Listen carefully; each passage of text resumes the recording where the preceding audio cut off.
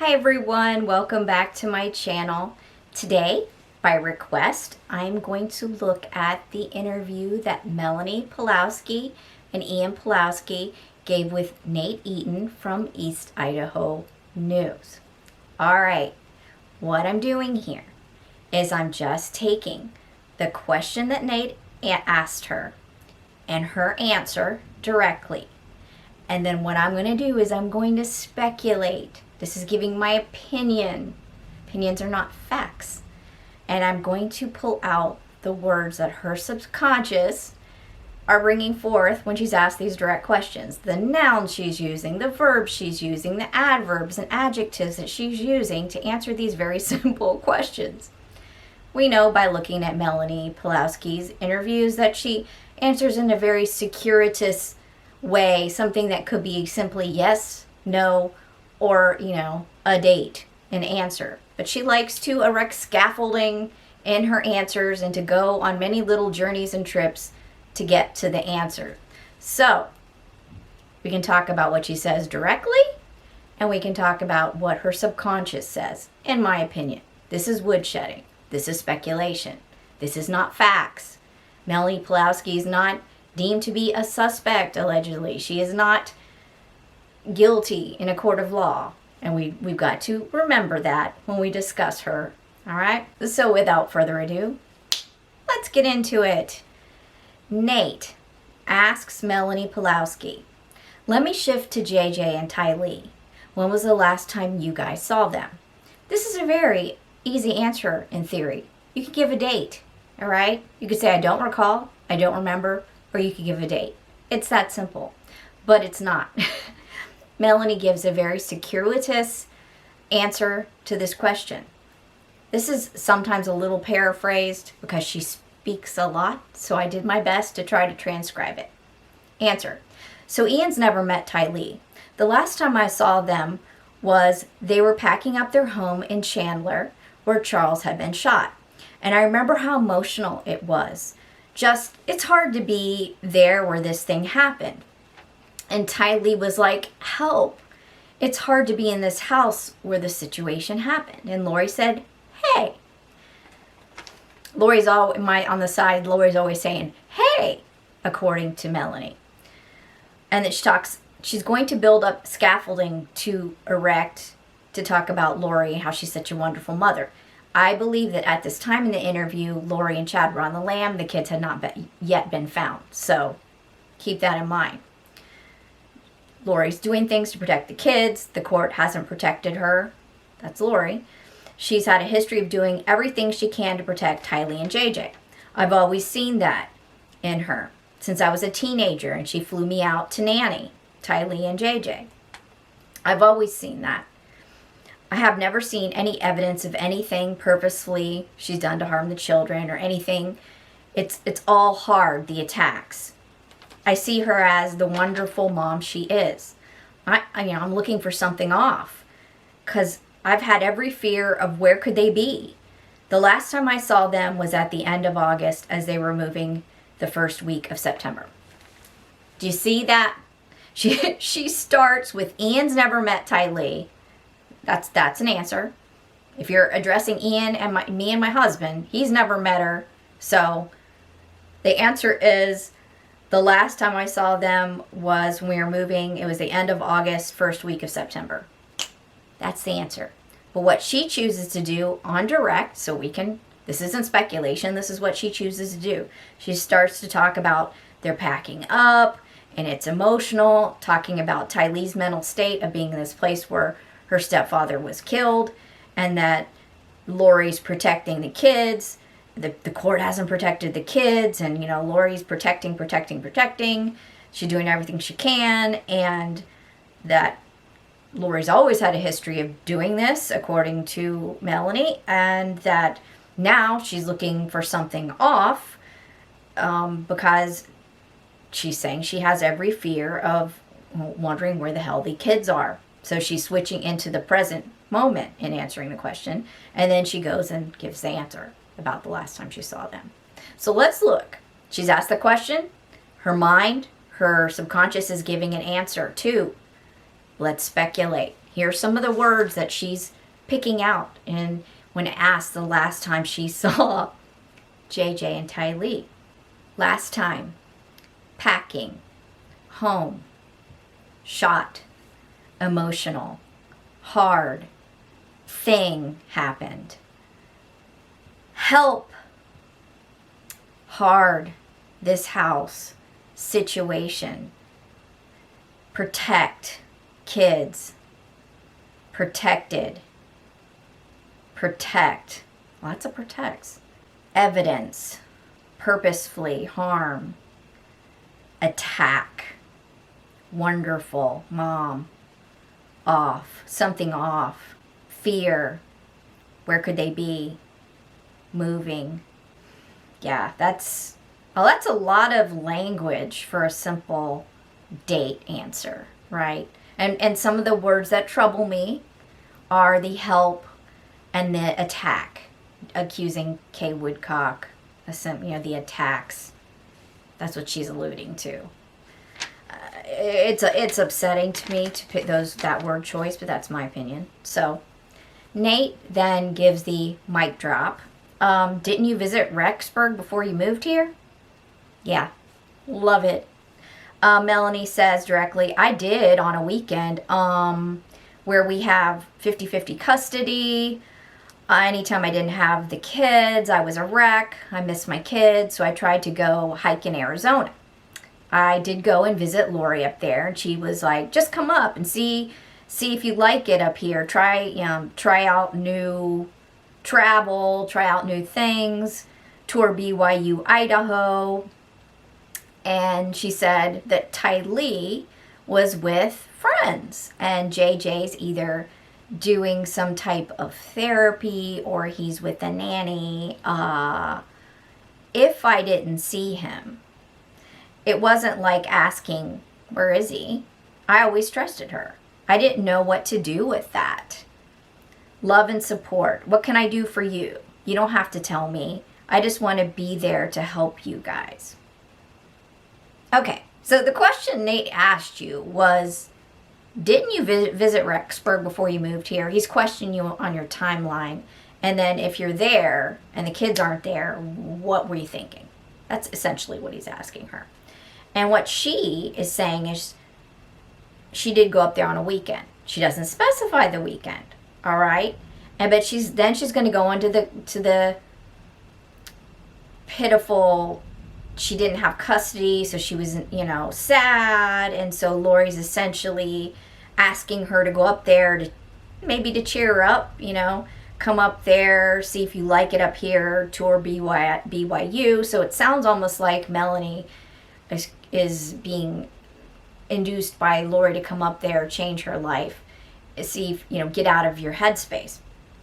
But, so she says, I did go up there and visit Lori, and she said Tylee was with friends. Okay, you might be with friends a night, spend the night someplace.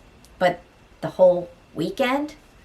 And that JJ, your special needs child, is in therapy, according to her. And therapy would be like an hour or two, right? Not in therapy gone, and that he was with a nanny. Since when? She's not the royal family. She doesn't have someone that's going to nanny him the whole weekend. It makes no sense. And I think she must know on some level that it didn't make sense. So she says that if I didn't see him, either you saw him or you didn't see him. This if stuff, this qualifying language is bothersome to me, okay? It wasn't like asking, where is he? I always trusted her. I didn't know what to do with that.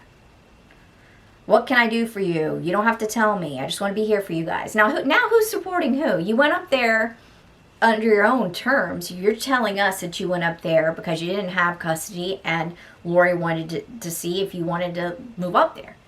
So she's kind of cheering you up, but then once you get up there, now we've got this, what can I do for you? You don't have to tell me. Is she switching again into like a present tense? The kids are on the lam. I want to talk to you. You don't have to tell me. It's very strange the way she answers questions. The answer is, didn't you visit Rexburg? Yes, I did. I went up there for a weekend. She told me the kids weren't there. It's that simple. But she goes through this this whole verbal diarrhea to answer a question, and our attorneys are sitting right there. So I feel it's fair game to talk about it. It's a public interview. She gave more than one. She's got her attorneys there. She's covered. I want to look at this. I'm going to speculate. I'm going to give my opinion. So Nate, gotta love him. He's going to drill down. He's going to ask those follow-up questions. Later in November, you didn't see the kids at all. Didn't you find it suspicious or a little weird after days and days you don't see the kids? All right, this is a special needs kid, one of them. This is a teenager still, the other. They're going to be around, right? Unless they're off seeing a family member or overseas on some kind of mission, which would be Tylee or something. She didn't come up with a plausible answer because there wasn't one, in my opinion. This is the answer Melanie gives to that.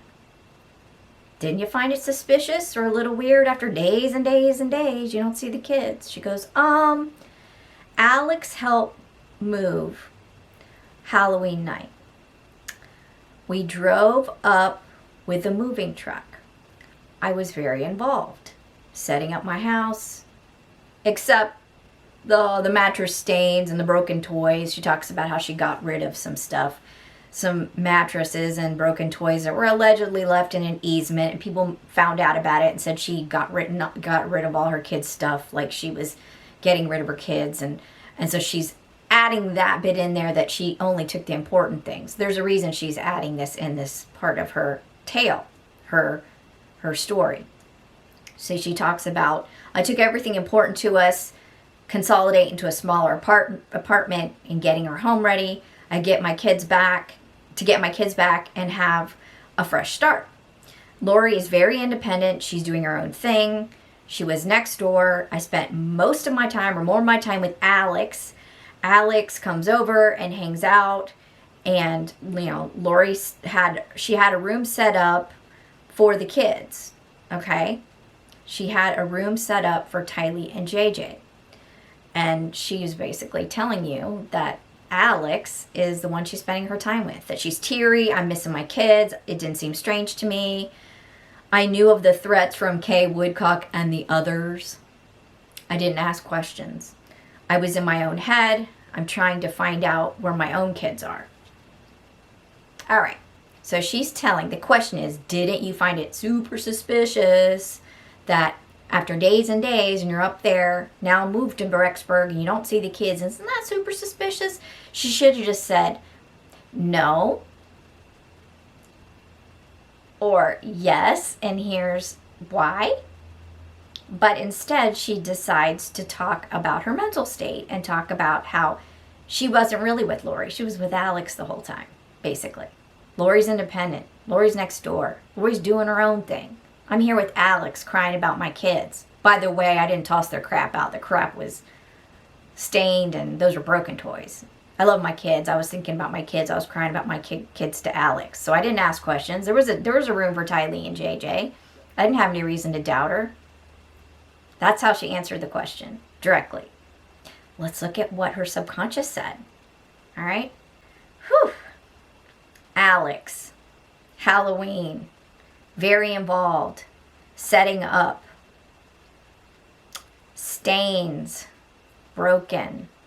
Consolidate. Ready. Kids back. Fresh start. Independent. Own thing. Next door. Alex. Alex come over. Room set up. Teary. Missing. Strange. Threats. Others. Didn't ask. My own head. Find out. Kids are. I don't know. Some of the word choices she chooses to use are concerning to me. I know she added about the mattress stains and the broken toys because she felt that she was maligned by certain folks about the things she threw out. But in answering this question, to throw in these words, It's just odd to me. And the fact that even directly she's putting herself right next to Alex's shoulder this whole time. I'm flabbergasted by the way she answers the questions. And I am disturbed, but she is innocent until proven guilty in a court of law. And she could be just an innocent victim sucked into this vortex of, in my opinion, the Lori and Chad vortex of the people they sucked into this group. Another thing that bothers me, and this is just my opinion, is we have heard from the lady that was in Hawaii that Lori allegedly tried to recruit to the 144,000. That person was told right off the bat, you can't take your kids with you. All right, so this is someone that's an outsider that she was, trying to induce into the group, and she's willing to tell that person you can't bring your children. You think that if Melanie's with this group, that she didn't know that she couldn't bring her kids? So that is, I think, one thing that really bothers people, that Melanie wouldn't know that the kids aren't a part of this. This is a couples thing, the kids aren't a part of it. But having said all that, could she have been a naive, blinkered follower, friend or niece? Absolutely, she could have been. I don't know. And you're free to leave the comments you want in the comment section below, but please keep in mind that she's got attorneys and she's innocent until proven guilty in a court of law. But I do hope that everybody's consciences are prevailed upon, and that when it comes time to tell the truth in court, that everyone unburdens themselves and comes forth and tells the absolute truth to the best of their ability. And that's what I hope happens. I hope for justice for Tylee, for JJ, for Charles, for everybody involved, for Joe, for Tammy. So I hope you enjoyed this video, and if you did, please push the like button and subscribe. Thank you so much and have an excellent day. Bye.